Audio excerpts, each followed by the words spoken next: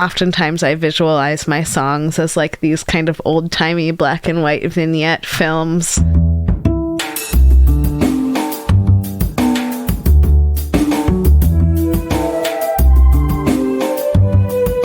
This is Champaign is Also a Band podcast. One songwriter, one song. I'm Sven, your host for a journey into the music of Champaign Urbana. Recorded in the Blue Box studio with a songwriter from the Champaign Urbana music scene, past or present. Champaign is Also a Band podcast is a member of the Champaign Showers Podcast Network.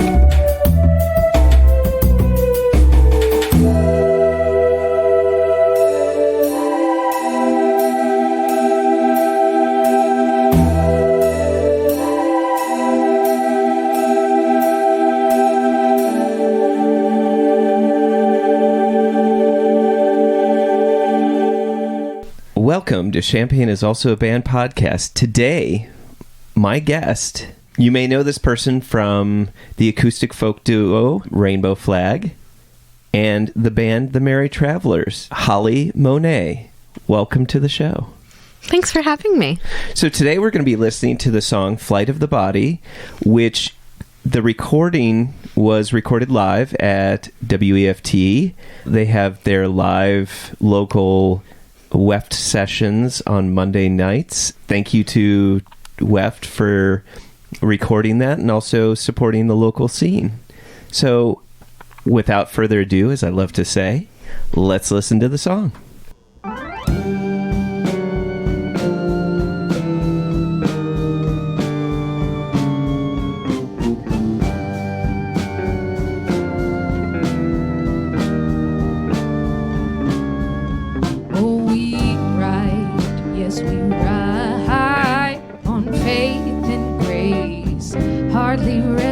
Our bones, the brave are not afraid to answer. They're calling my name, and I wait until the clock strikes my time.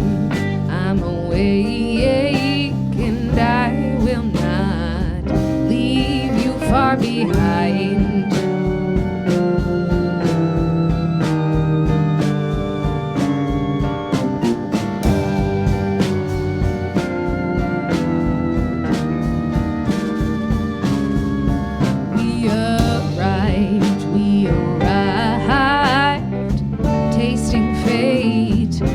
Bright in the eyes, we walked up in stride, singing songs, carrying their sadness. We knew inside it'd be worth our sacrifice. When it got quiet, we would cry about the fights.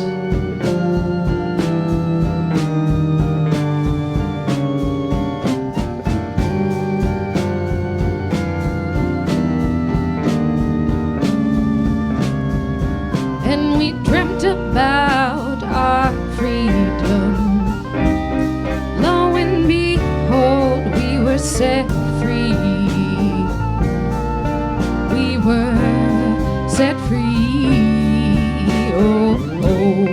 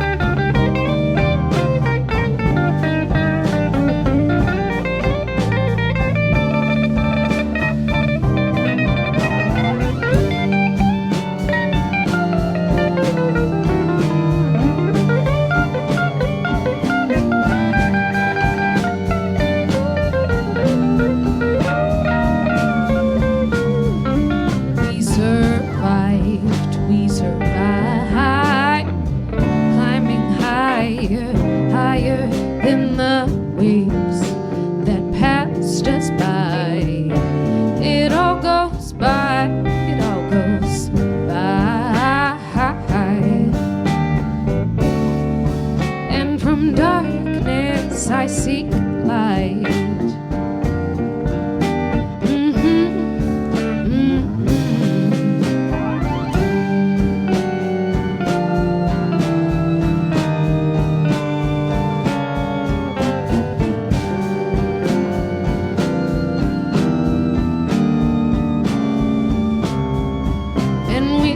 About our freedom, lo and behold, we were set free. We were set free, and we dreamt about our freedom. Lo and behold, we were set free. We were set free.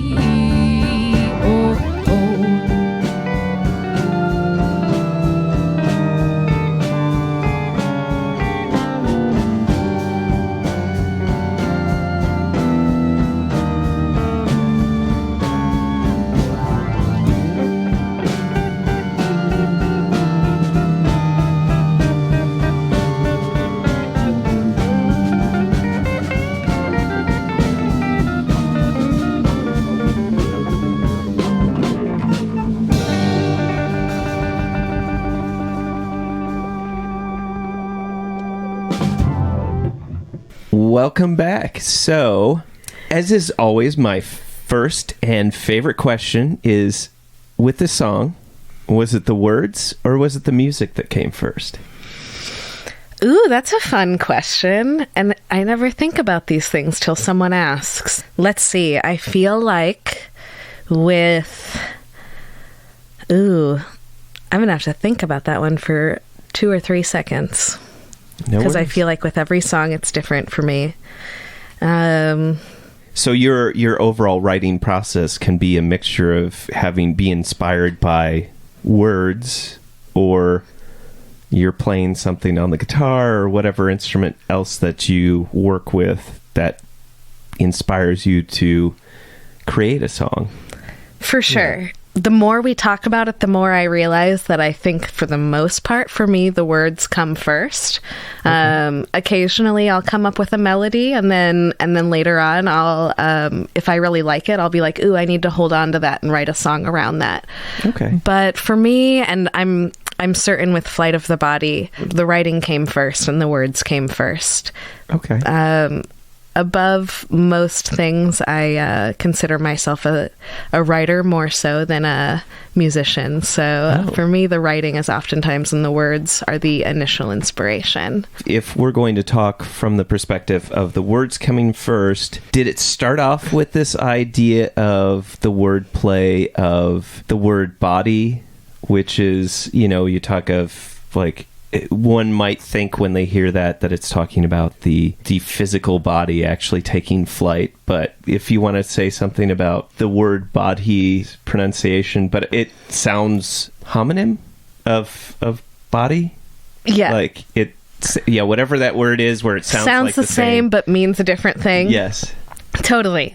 I'm glad you're asking all these questions, because I'm now remembering also, it's very tied to the title. I'm remembering what got this song off the ground. And it is the opening lines of the song is, "We ride on faith and grace." I just remember, you're referring to the spelling of the name of the song is Flight of the Body, and body is spelled Bodhi. And it's referring to a term in Buddhism, the Bodhisattva, or the Bodhi, I think is maybe how one would pronounce that in short term. But I'm playing with words for sure in the title. Yeah. Bodhisattva is a term in Buddhism used for basically one who can attain enlightenment, but also still essentially experiences all of the turmoils of the human experience before reaching nirvana. Essentially what this song is about is this struggle that we all share in the human experience, or like the flight that we all take in our life that is really full of struggles and victories and pain and sorrow, and also rejoicing, and how ultimately this whole experience can be quite liberating and enlightening. It's a journey to get there. Do you feel like that Buddhism is a part of your spiritual viewpoint, or is that something that's specifically important to you, or is this just something that you draw inspiration from? Yeah. I don't know. No, that's a fair thing to infer based on how thickly that's woven into the song that we're talking about. For me, I do feel like I've spent most of my spiritual discovery kind of exploring the philosophies of Buddhism. I grew up with a really secular upbringing, so I was kind of a blank slate until adulthood, and then I did some personal exploration and really found a lot of truth and alignment with reading Buddhist philosophy. I still really try and shy away from like fixing myself upon any particular philosophy or identity with a spirituality, but I feel a lot of alignment with a lot of those ideas, and I do feel like for me it translates a lot into my songwriting, which most of my songwriting is a lot of like self-help poems or things that I write to myself or people that are really close to me that I see struggling, and I oftentimes use it as a tool to work through emotions or maybe communicate with someone about something, and it's undeniable that a lot of those ideas trickle in. I think you said it earlier, but let me just check again. So the Yes We Ride on Faith and Grace, that was the start of the words? Is that concept? Yep, and I was inspired by someone that I worked with at the Red Herring who was just kind of noticing this phenomenon, oftentimes bestowed with all these like little gifts from the community and that keep us going. We're a nonprofit, so really low budget and things like that, but oftentimes we'll get these amazing donations from local growers. And my coworker commented to me, he was relatively new, and he was like, it feels like this place just rides on faith. I kind of took that little snippet and was like, oh, wow, that's a really beautiful thought. And then really focused on it and blew it up. But yet, I feel like, yes, when you look at faith and grace, you feel of that as being like a comforting thing, but you follow that up with the line of hardly resting our bones, which I feel like that balances that support in some way. Absolutely. I feel like that within the Buddhist religion, Buddhist philosophy, there's that sense of balance, that it's not necessarily trying to find all the good, but just finding balance within the good and bad in a certain sense. And I just, I see that there's that you do several contrarian things where it's just like you ride, but it's on faith and grace, but hardly resting your bones, and the brave are not afraid. Oh yeah, something. You're totally nailing it. You really are. You're absolutely nailing it. I feel like you're right within the ideas of Buddhism or just that whole realm of thought. There is so much emphasis on balance. Everything is balance. Energy is balance. And in the song, that's absolutely a theme of everything you just mentioned. And then in the final verse of the song, the final line is, from darkness I seek light.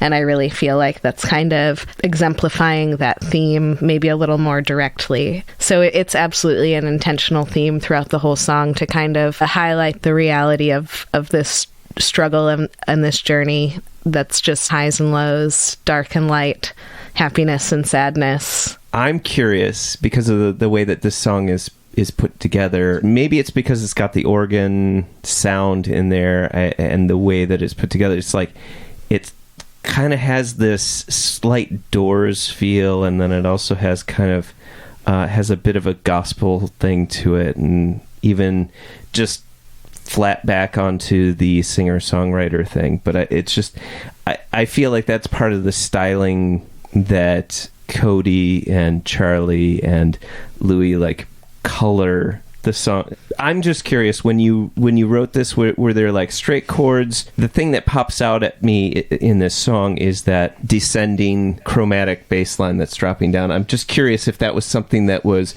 when you brought it to the rest of the band, that popped in, or was that something you were doing on the guitar when you were putting that together on the guitar? Were you doing that descending bass line, or did that just kind of crop up as it get brought to the band? No, that was a Charlie move, okay. For sure, and I'm sure he would be so glad that that is something that stands out. That's a really important question, and a question that actually means a lot to me, because one could consider me the songwriter of the band, which these are my songs, and I'm writing the bare bones, the framework of it.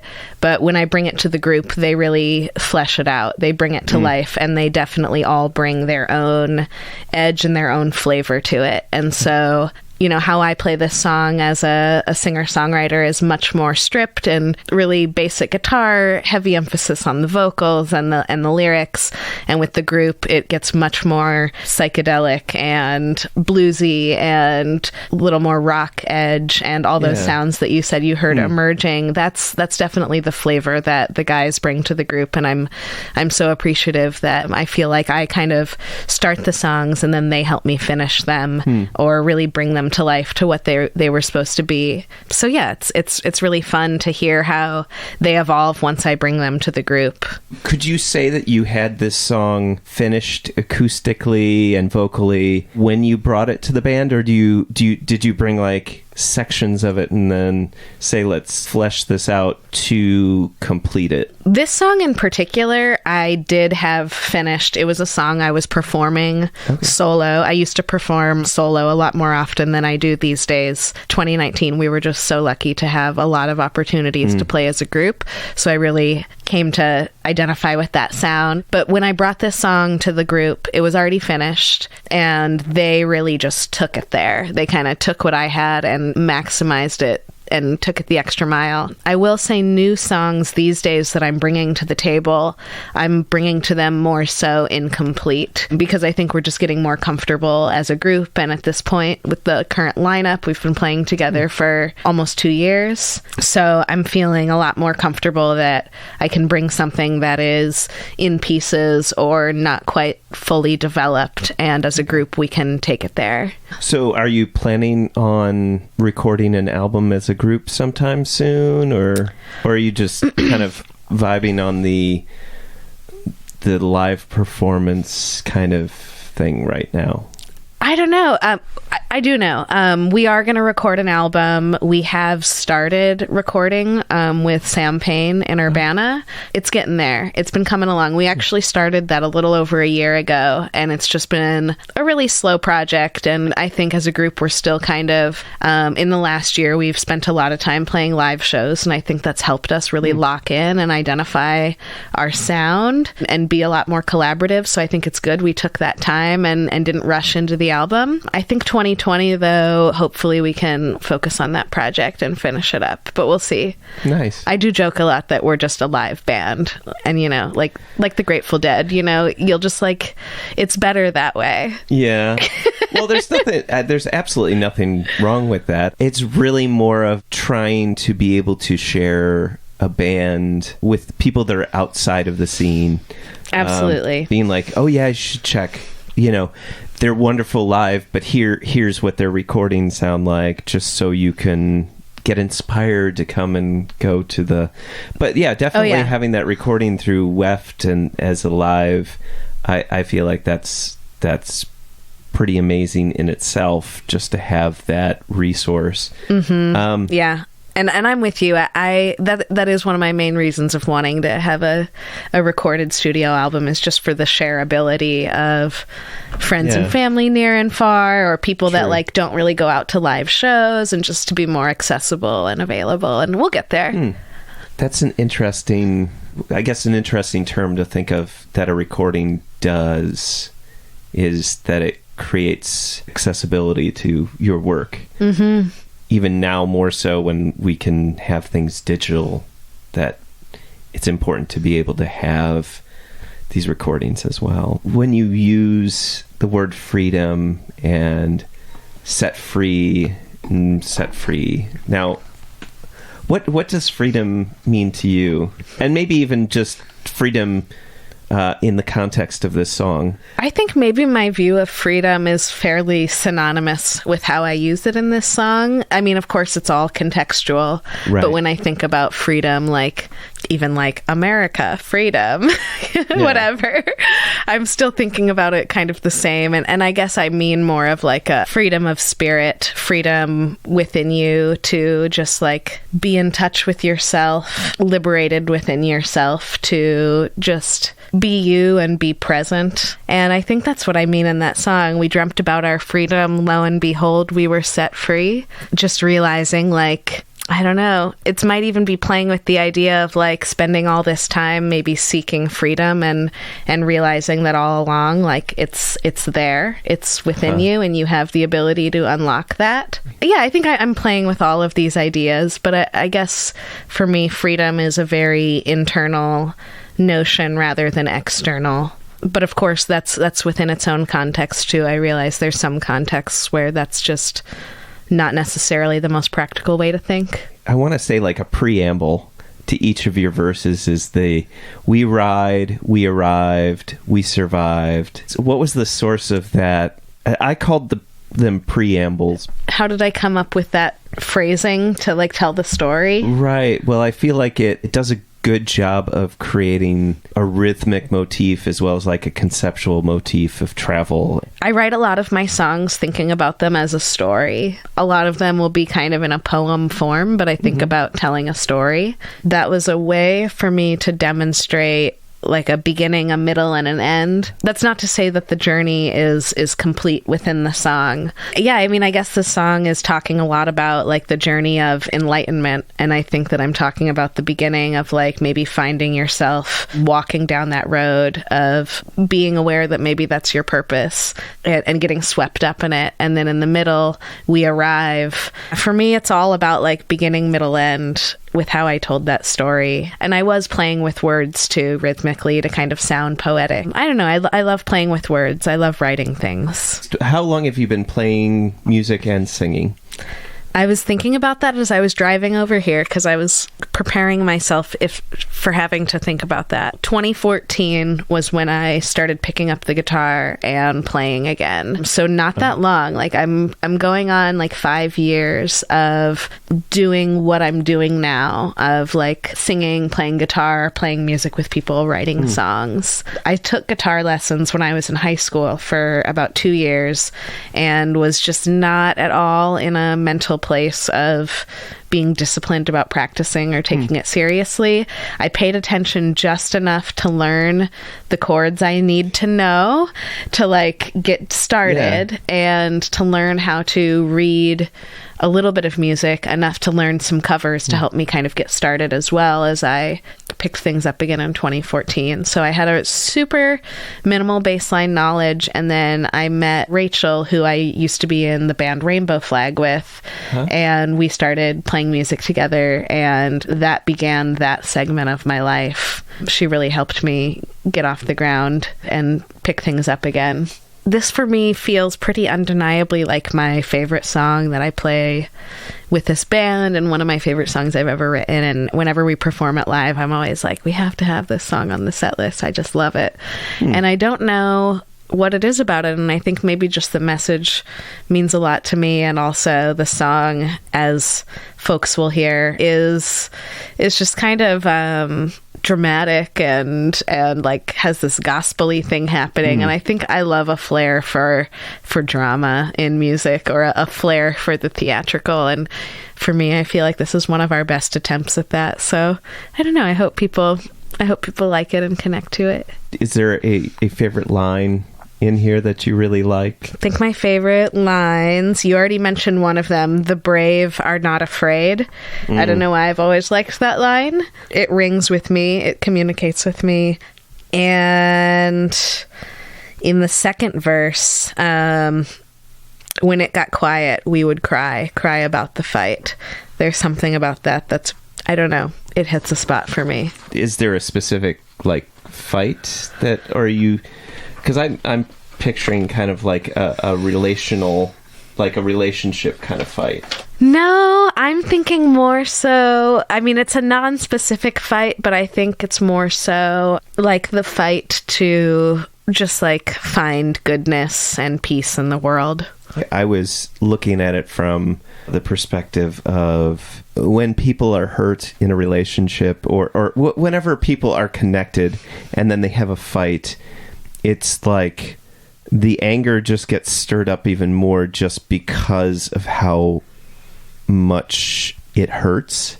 So like just the fact that you care so much to hurt is what's making you so angry that makes you want to fight.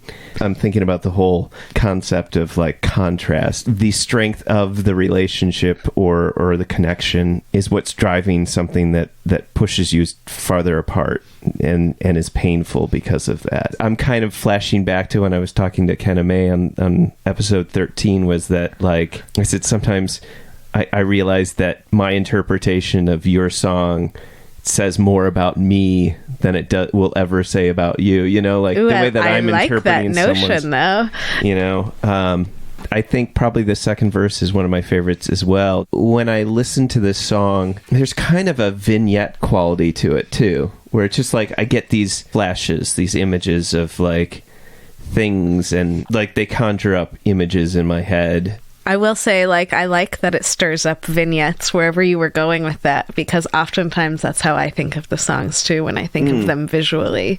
This song and a few of my other songs, I mean, I write a lot of songs that are considered like a waltz, and I think that has a certain feel to it. Yeah. But I don't know, oftentimes I visualize my songs as like these kind of old-timey black and white vignette films. It also makes me happy that it makes you visualize something at all, because then it makes me just feel like, oh, people are like listening and they're hearing this, and it's making them like the story's connecting. So that's cool to hear, even if we all see something different from it.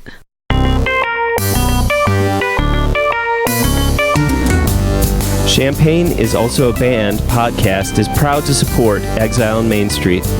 Exile on Main Street, located in the old train station building at 100 North Chestnut Street in downtown Champaign, has been helping to build record collections since 2004. Carrying a wide array of new and used LPs, CDs, and video games. Exile on Main Street has something for just about any music enthusiast and old-school gaming devotee.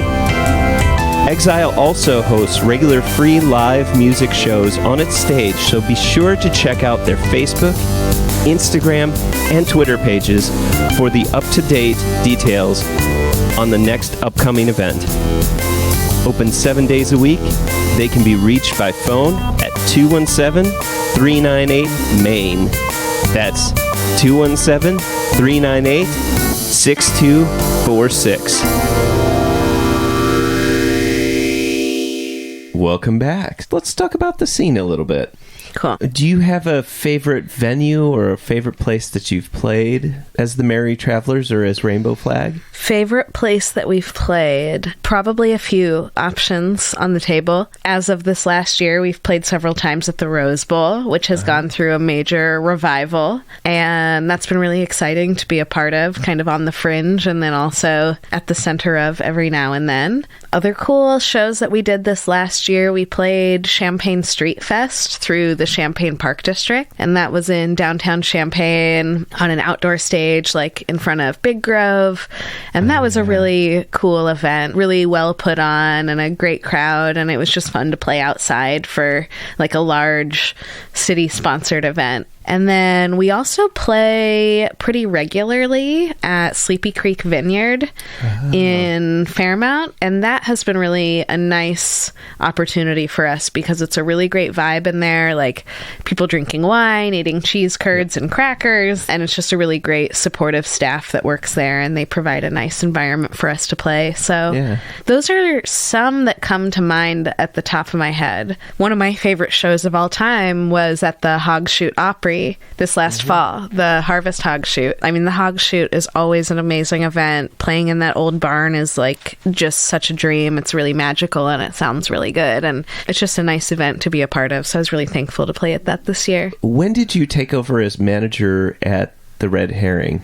I took over as manager about 6 years ago. I started working there a little over 6 years ago. I entered the scene during a really transformative period at the Red Herring. They were just reopening after having been closed for several months, and they were going through a major rebirth. I entered the scene at a time where they just had an interim manager that was filling the role while they were looking for somebody more long-term. It didn't take long into me working there that it became clear that this was something that I thought was a good idea for me, and the people working there thought it was a good idea for them.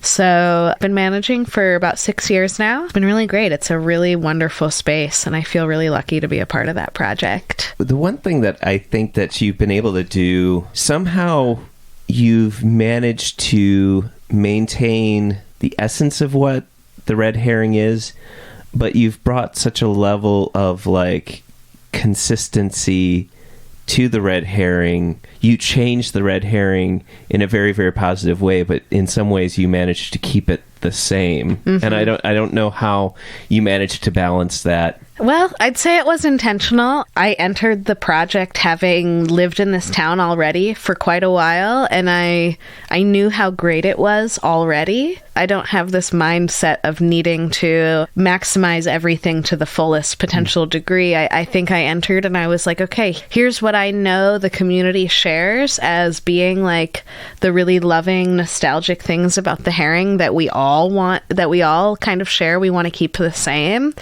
But then here's these really fundamental things that we could do to improve the place, to make the whole idea more sustainable and better for everyone. And I think that we were also very slow and steady with our approach. And I guess I say we because along the way, I've never felt like it was just me. It's always been a group of people around me that have been helping to take it where it is now. Some people that have been around for almost since the beginning and that I've been working with almost this whole 6 years, and then a lot of people that have been in and out. I think we've been really intentional about not trying to change everything or not moving anything too fast, and just really looking at the actual needs versus what's already great. This may not be something that people are aware of, but you could even say that the Red Herring is a venue in itself too. I don't know, is there a pattern to when you have music playing during the week, during lunch? Sort of. I'll admit I don't have the pattern down entirely myself, and we do a terrible job of advertising how much live music we have. So I'm glad you've noticed, because it's something we don't publicize enough. But we do have a live jazz band there every Monday at 1, and they play till we close. Starting this last semester, like the tail end of the semester, also on Mondays, we had kind of lo-fi hip-hop artist performing the earlier half of the day, doing mixed DJ sort of stuff. Every Tuesday, we have a Klezmer band playing Yiddish folk music. Every other Wednesday, we have a singer-songwriter that does like pop folk music. And then Thursdays and Fridays are a mix of different folk bands or traveling bands, or sometimes even a classical quartet that plays. So yeah, we have live music there some weeks almost every day, but we keep it low key. I'm really happy that on a regular basis that there is live music at Red Herring. I can't think of very many on-campus areas that have live music during lunch hours on a regular basis.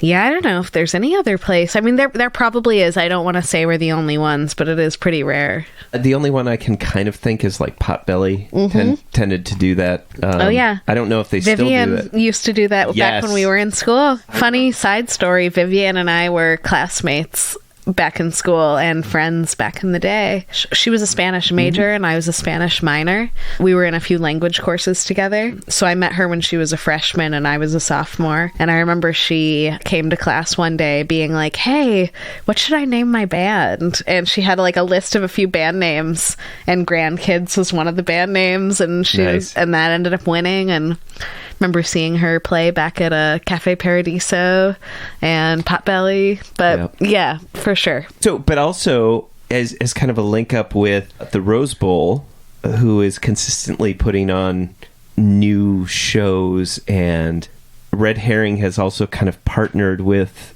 the Rose Bowl and has some pop-up food available on like Thursdays and then periodically during some kind of special events.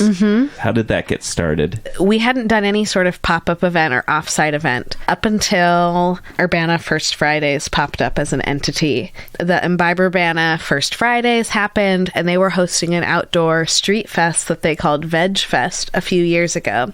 Yeah. So we participated in that, and one of our staff members even helped to be one of the organizers of that event. So that was our first time ever doing an off-site pop-up kitchen, and we were greeted with just a ton of enthusiasm of people being like, oh my God, it's so nice to have you available in downtown Urbana. It's nice to have you available another night a week. So then we were basically thinking like, wow, that was really awesome. How do we do this regularly? Well, as it turns out, if you want to be doing off-site kitchen stuff regularly, you have to get a certain level of permits and health department approval and all that. It isn't just quite as simple as doing it.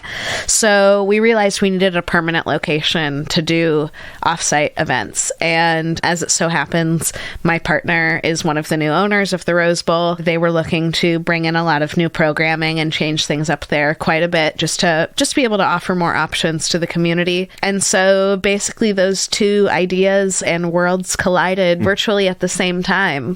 And we decided, you know what? Let's do these at the Rose Bowl permanently or semi-permanently. Let's offer these once a week. And from there, we started those at the end of last May, 2019, earlier this year.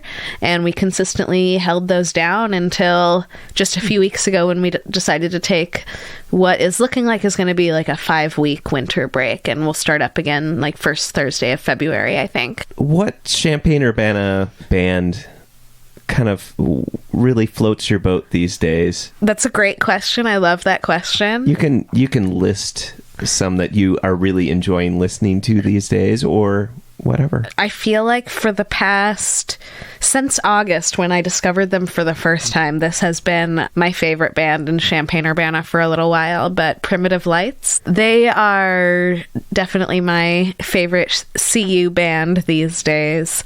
But of course that has been a rotating title over the years. Used to be Grandkids when they were in town. Other bands that I really enjoy are Mermaid Heaven, Emily Ann Band, I love. Totally, so many more. There's so many great bands in this town, but those are a few that come to mind. Champaign is also a band podcast is proud to support Jubilee Cafe. Jubilee Cafe is a free weekly meal program at Community United Church of Christ, 805 South 6th Street in Champaign, Illinois. Jubilee Cafe serves a home-cooked meal from 5 to 6:30 each Monday. Their mission is to feed hungry people by cooking healthy, delicious meals and by serving their guests restaurant-style with servers waiting on tables. Jubilee Cafe is open to anyone who cares to eat with them. Because food insecurity among students is so high, they serve students as well as others in and around the Champaign-Urbana community who struggle with hunger. Meals are free to all and will be served each Monday evening. Located in the accessible lower level of the building at 6th and Daniel Streets in Champaign.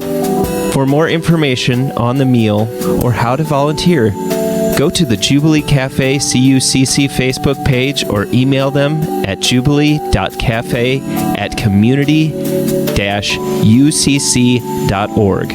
That's jubilee.cafe@community-ucc.org.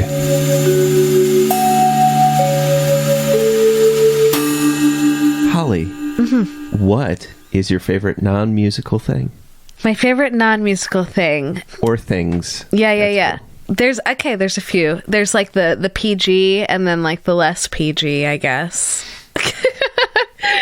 Bring it. I love cooking. I love cooking plant-based food, which is why I do what I do. And I know that's what I do for work, but it brings me a lot of joy to do it at home too. And so cooking is a really wonderful hobby. I also love making visual art, like collage and painting.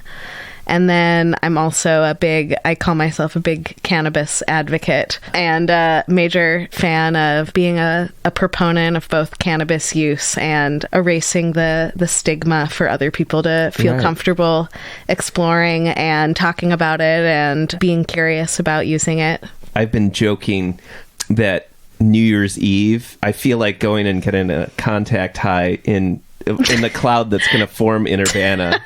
Yes. So, because I mean, if there would be an epicenter for like the first day of legalization, I think it would be, Urbana would be just walking through the neighborhood. Yes, I feel like I'm gonna get a weather alert from like AccuWeather, and they're gonna be like dense fog advisory in Urbana, and I'm that ain't fog. That ain't fog. So, but that's my running gag. I'm looking forward to how that's going to change in general. I don't know. I'm hoping that there's just going to be a lot more happy, contented, less anxious people. And I think not very many people think of cannabis in that way. I grew up in, this is a really strange concept, but I grew up in a family where cannabis was respected for its medical use. As I ventured more into that world and learning more, and then also it kind of coincided with the times really changing quite a bit, but I've really come to have a world of respect for the medicinal qualities of the plant and how much I've personally experienced a lot of success and witnessed with friends and family so much success in terms of feeling like it's helped with a lot of nervous system issues and anxiety, depression, digestive. It just kind of has a range of potential positive benefits for people. And so I think as we're looking at the wake of it being legal in this state and also working a small slice in the CBD industry with Delight Flower Farm.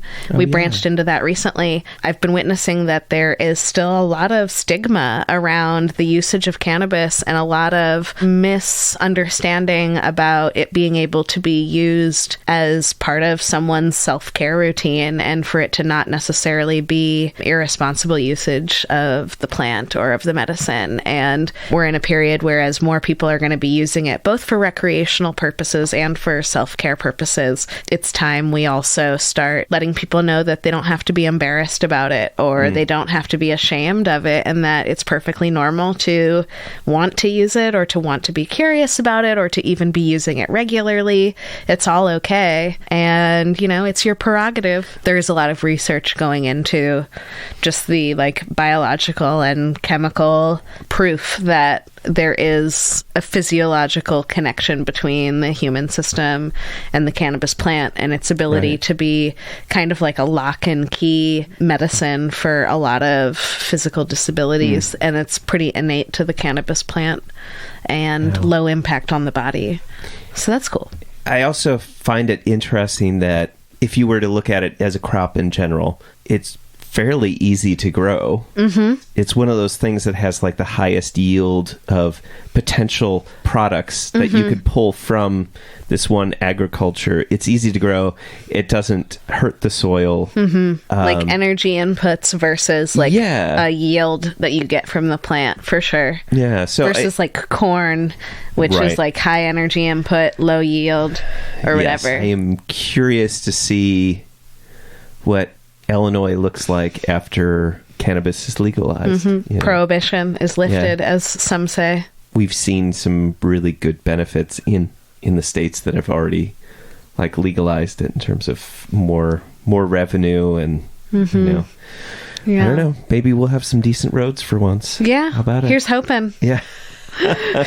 Yes. Oh, Illinois, sometimes you're okay. You're all right, Illinois. Let's just, for a dive in, say, how did you get involved with Delight Flower Farm? Just a little sliver of how I spend my time in this town. So I mostly work at the restaurant, and then being as we're on campus, it's very seasonal in terms of the rhythm of how we work. And so I've been really lucky enough to, almost since the beginning of my time at the restaurant, I've always seasonally worked at the flower farm. And so I started working there the same year that I started working at the Red Herring about 6.5 years ago. And I saw that as a way of supplementing my work during the summertime and during the downtimes. And one of my best friends, her name is Maggie, is actually the founder of the farm. And I met her 6.5 years ago, right as she was about to have a spinal fusion surgery. Oh. Her spinal cord had dislocated from her tailbone and had to have a really intensive surgery. And it was just at the beginning of the growing season. And this had been a project that she was already about 3 or 4 years in. Oh my gosh. And I entered the scene as her friend and as somebody that she knew who had some gardening and farming experience just based on some past internships and opportunities. And so she asked me, she was like, hey, I'm essentially going to be physically incapable most of this season.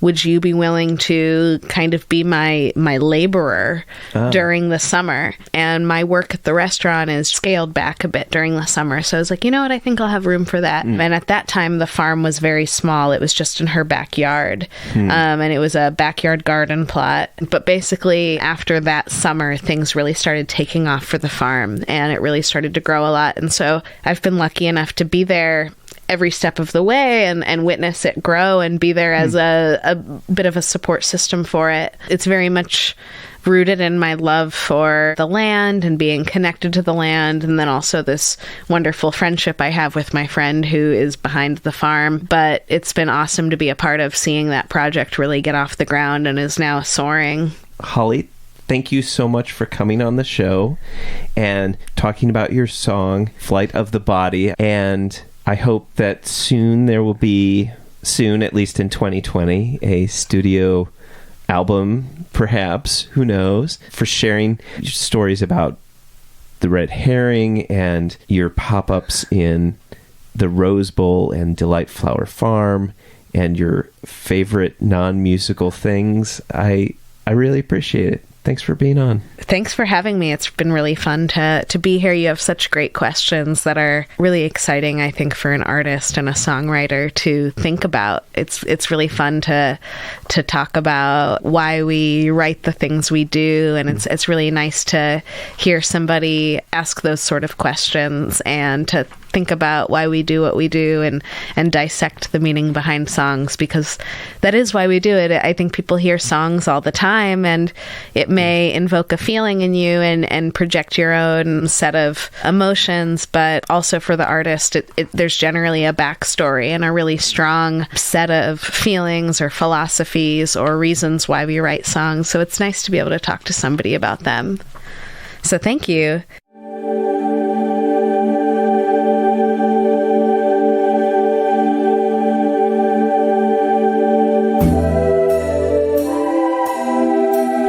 Thank you for listening to Champaign is Also a Band podcast. This is Holly Monet reminding you, great music is out there. Go find it where you live.